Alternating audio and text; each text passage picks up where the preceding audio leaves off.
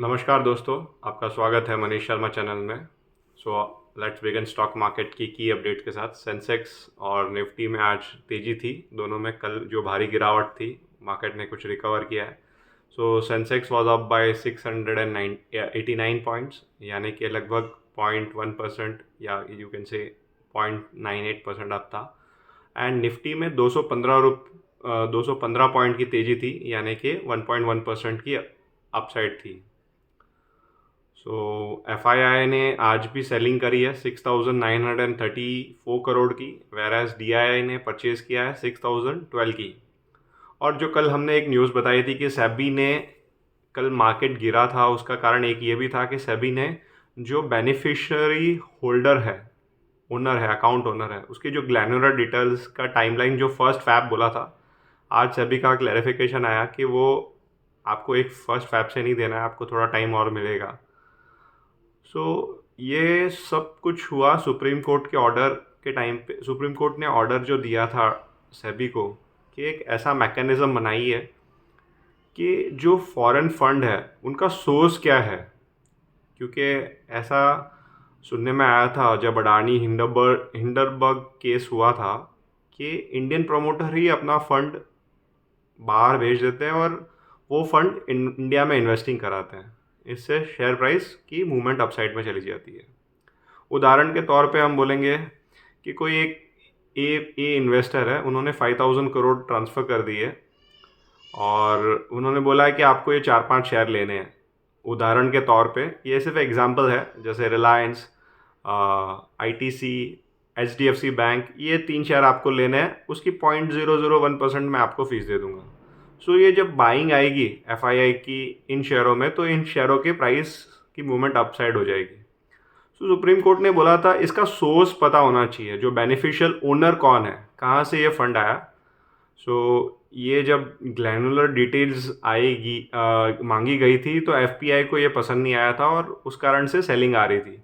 सो जो कि ये क्लैरिफिकेशन आ गया है, तो हमको लगता है थोड़ा मार्केट संभला और फ्रेश बाइंग नहीं आई। और एक न्यू अपडेट ये था, प्राज इंडस्ट्रीज़ जो कि एथेनॉल बनाने वाली कंपनी है, इनके खुद के एक प्लांट भी है और ये प्लांट बिल्डिंग में भी हेल्प करते हैं। इन्होंने जेट फ्यूल बना लिया है फ्रॉम अल्कोहल। सो ये एक बड़ा रेवोल्यूशन है। जेट फ्यूल बोलते हैं सबसे प्योरेस्ट फॉर्म ऑफ फ्यूल होता है, जो कि एयरलाइन में यूज़ होता है।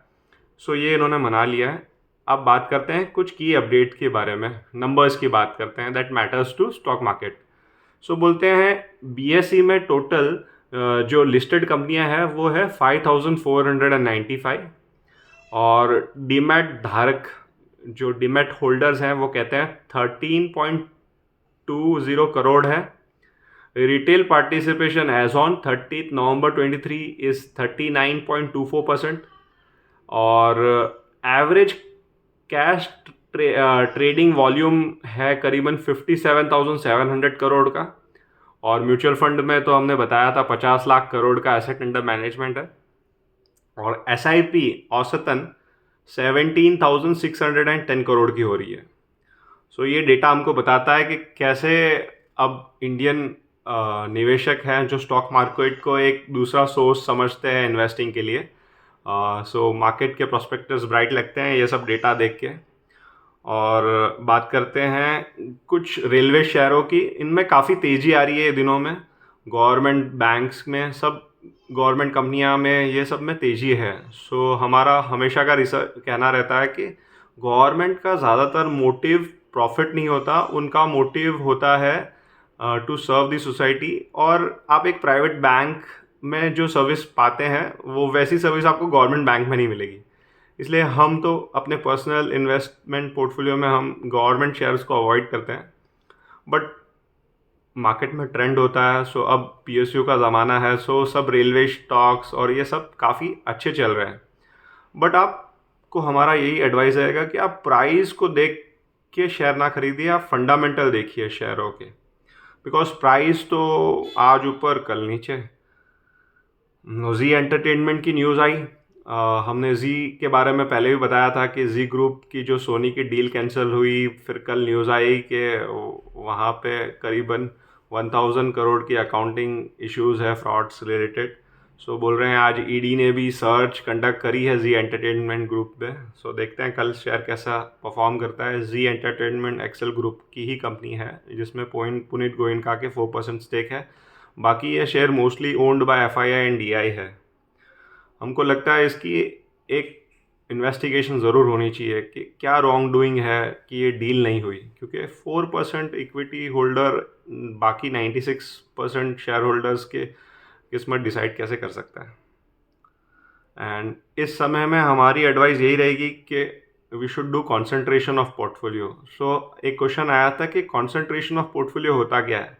कॉन्सेंट्रेशन का सिंपल मीनिंग होता है कि जितने भी शेयर्स आप रखते हैं उसको काउंट को कम करिए। अगर आपका पोर्टफोलियो से 10 लाख का है, सो आपको उसमें 50 शेयर होने की ज़रूरत नहीं है। आप 10 से 15 शेयर भी रखेंगे तो आपका पोर्टफोलियो अच्छा रहेगा और आपका फोकस रहेगा। सो ये कैसे कर सकते हैं इसके बारे में हम बताते हैं। जो भी आपके पोर्टफोलियो में 2% से 5% की होल्डिंग है, उसमें आप फिर से गौर करो क्या वो कंपनी में सेल्स ग्रोथ है, क्या उनमें EBITDA ग्रोथ आ रही है तो उसमें एलोकेशन बढ़ाइए। और आपको लगता है कि भाई ये बहुत ज़्यादा भी आई है बट आगे सस्टेनेबल नहीं है, तो वो उसको आप स्विच कर लिए आपके आपके कोर पोर्टफोलियो शेयर्स में, जिसमें आपको लगता है कि कैपेक्स इन्वेस्टमेंट हुआ है, मैनेजमेंट गाइडेंस अच्छा है, वैसे शेयरों में आपको निवेश करना है। एंड जो हमने बताया कि आपको प्राइस मूवमेंट से ही आपको लग रहा है कि बस इसका शेयर भाव बढ़े जा रहा है, बट रिजल्ट ठन ठन गोपाल है। सो वैसे शेयरों में भी नहीं रहना है आपको, और आपको ये जल्दी करना है कि भाई आप फंडामेंटल शेयर्स में ही इन्वेस्ट करें। Don't just look at the price movement, results and fundamental जो हमने बताया इस पर आप गौर करिए। और आज 2 कंपनी के रिजल्ट आए, वो उनके भी डिस्कस कर लेते हैं। डिस्क्लेमर के तौर पे बोलना चाहेंगे हमारे पोर्टफोलियो में ये शेयर नहीं है, और ये सिर्फ हम एक एजुकेशन पर्पस के लिए कर रहे हैं। आपको बाय और सेल करना है तो आपको आपके फाइनेंशियल एडवाइज़र से कंसल्ट करना चाहिए। DLF कंपनी है। सो DLF करंटली ट्रेड करती है 747 में। हम रियल एस्टेट कंपनी में इसलिए इन्वेस्ट नहीं करते हैं बिकॉज ये बहुत साइक्लिक होती है, और मतलब यहाँ पे रिटर्न 9 साल 8 साल नहीं आएगा और 11वें साल शायद पूरा रिटर्न भी आ जाए, बट बिकॉज इनमें डेट ज़्यादा होता है, इनका ऑपरेटिंग कैश इतना पॉजिटिव नहीं होता है, इसके लिए हम ये कंपनी अवॉइड करते हैं। हालांकि DLF के केस में इनके पास डेट टू इक्विटी बहुत मिनिस्कुलर है। इनका बुक वैल्यू 153 का है और 747 का इनका करंट प्राइस है, और रिटर्न ऑन इक्विटी 6 का ही है। सो हम ऐसे शेयरों में निवेश ही नहीं करते, हम देखते ही नहीं, क्योंकि जिनकी रिटर्न ऑन इक्विटी 15 से कम है। सो वो हिसाब से हम नहीं कर रहे हैं इन्वेस्टमेंट। और real estate is more depend on the interest cycle. अगर जब इंटरेस्ट रेट कम होगा तो ज़्यादा लोग होम लोन बाय करेंगे, जब इंटरेस्ट रेट बड़ी होती है तो इंटरेस्ट और गाड़ी है ना, ये सब हो इंटरेस्ट कहते हैं कि इंटरेस्ट पे ही इंटरेस्ट फैक्टर ज़रूर इनके डिमांड को अफेक्ट करते हैं, because essentials doesn't impact the interest cycle, but homes and vehicle loan are mostly dependent on the interest environment, because the cost of owning that become expensive when the interest rate are high. and इस कारण से हमको तो result ऐसा ही लगा। इनका जो sales growth आई थी वो मिनिस्कुलर आई थी, इनकी ज़्यादा ग्रोथ आई नहीं है। हमने देखा मतलब 4-5% की 1.77% की क्वार्टर ऑन क्वार्टर ग्रोथ थी। तो हमको ये रिज़ल्ट इतना खास नहीं लगा, बट ये एनवायरनमेंट के हिसाब से ठीक है। और लॉरस लैब की बात करते हैं। ये शेयर हमारे पोर्टफोलियो में था कल तक, फिर हमने इसको सेल करके जो कंसंट्रेशन वाला फिलॉसफी है उस पर हमने गौर किया, और ये हमने सेल कर दिया था कल ही, और इसका रिज़ल्ट भी आज बेहतर नहीं आया बिकॉज और ये शेयर जब कोरोना का समय था तो काफ़ी बेहतर करता था, बिकॉज ये API बेस्ड कंपनी है। फिर इन्होंने एक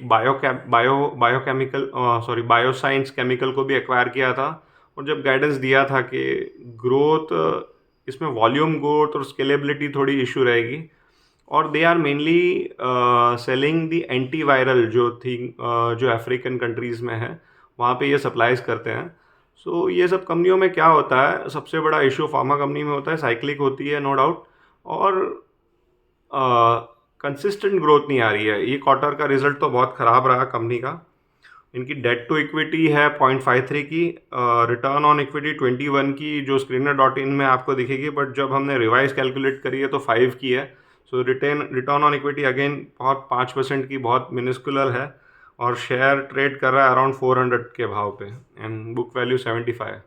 सो वो हिसाब से रिजल्ट भी इतना खासा नहीं रहा इनका, उस हिसाब से हमें तो ये अच्छा नहीं लगा रिजल्ट इतना। ये ऐसे शेयरों को आपको एनालाइज करना है कि सेल्स ग्रोथ है, प्रॉफिट ग्रोथ है, सेल्स ग्रोथ नहीं है तो प्रॉफिट से सीधा सीधा प्रॉफिट ग्रोथ भी नहीं आएगा।